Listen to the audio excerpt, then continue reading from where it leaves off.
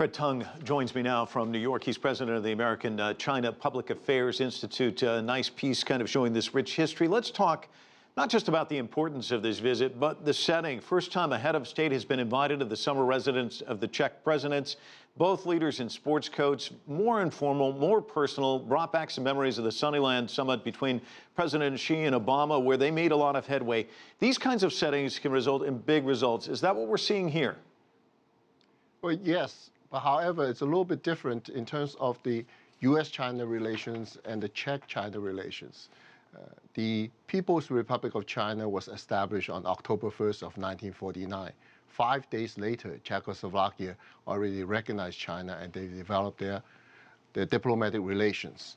And throughout, and then in 1993, when Czech Republic became an independent state, they continued to recognize the original Czechoslovakia treaty.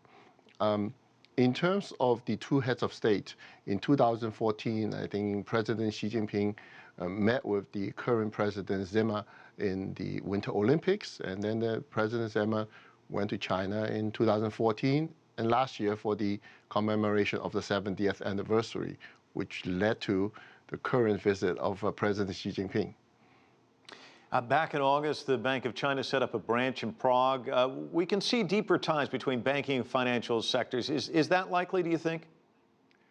Certainly, but not only Bank of China set up a branch in Prague, but also the Hainan Airlines also have established direct flights between Beijing and Prague.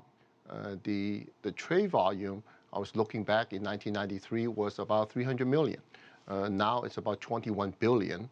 And President Zimmer also projected to be adding another 1.8 billion. So we're talking about $23 billion worth of a trade relationship. What is the strategic partnership outline moving forward, do you think? Well, I think that earlier you have said, in terms of China's One Belt, One Road campaign or strategy, certainly fit, Czech Republic fits very into the center of this. It can be the hub as of Central Europe as well as to hub into Eastern Europe. And that's a very important strategic role in terms of it can play. And Fred, as we know, he'll be leaving there and heading here to Washington, D.C., arriving tomorrow. Talk to me about the importance of China on the global stage, taking such a key role in this nuclear summit here in Washington, D.C. Well, nuclear is certainly something that we all pay very attention. And if this is something that can go wrong, it's not a zero-sum game. It's either we all win or we might all die. And so this is something, and it's not just United States and China, it's for all the nations in the world to get together and to come together with some agreement in terms of how to control this proliferation. One final question for you. Have you ever seen a leader with more of a breakneck pace than President Xi Jinping? I mean, he seems to be traveling quite a bit.